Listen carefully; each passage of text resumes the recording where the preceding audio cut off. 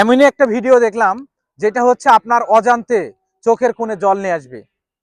ছোট ছোট বাচ্চা, দোকানের মালিক নাই, আশেপাশে কেউ নাই, যার যতটি চকলেট, বিস্কিট, চানাচুর নেওয়া প্রয়োজন ঠিক ততটুকু জিনিস নিয়ে সেটার ন্যায্য মূল্য এই টেবিলের উপরে বয়ামের মধ্যে রেখে তারা ফের আবার ক্লাসে ফিরে যাচ্ছে।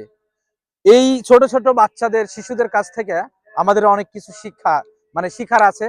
এবং তারা এমন একটা এই জাতিকে শিক্ষা দিয়ে গেল যে হচ্ছে মানবতা এবং সততা। এই মানবতা, এই সততা বাংলাদেশের খুব অভাব। এমনই একটা ঘটনা ঘটছে হচ্ছে নোয়াখালী এক হাই স্কুল মাঠের পাশে এক ছোট্ট একটা দোকান, যে দোকানের কোনো মালিক নেই।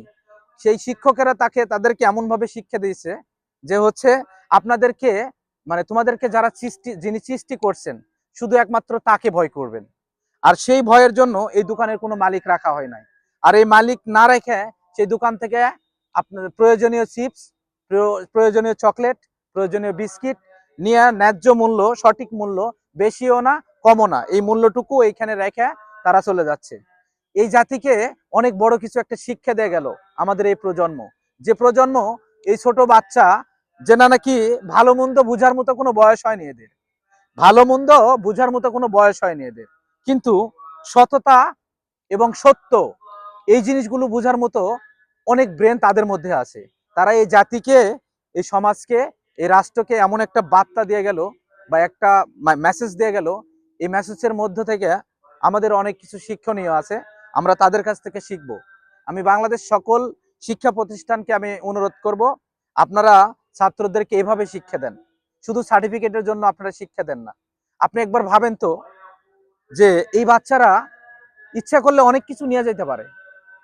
এই বাচ্চারা ইচ্ছা করলে চিপস, চকলেট, অনেক কিছু মূল্য না দিয়ে তারা নিয়ে যায় খাইতে পারে, কিন্তু তারা কেন খাচ্ছে না?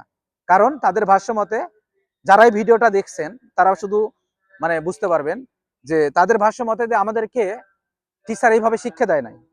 শিক্ষা আমাদের শুধু বই পুস্তকে শিক্ষা অর্জন করা, সার্টিফিকেট অর্জন করাকে শিক্ষা বলে না। আপনার মধ্যে সততা থাকতে হবে, আপনার মধ্যে সত্যতা থাকতে হবে।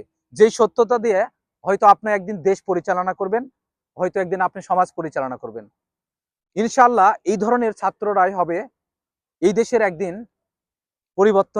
পরিবর্তনকারী মানুষ, যারা হচ্ছে ন্যায় এবং সত্যর পথে এবং সততার সাথে এই দেশ পরিচালনা করার দায়িত্ব পাবে এই ধরনের হাই স্কুলের ছাত্ররাই। আমি বাংলাদেশ শিক্ষামন্ত্রীকে অনুরোধ করব, এই শিক্ষার সাথে সাথে যেন তাদেরকে এই ধরনের সততাও শেখানো হয়। প্লিজ ভিডিওটা শেয়ার করে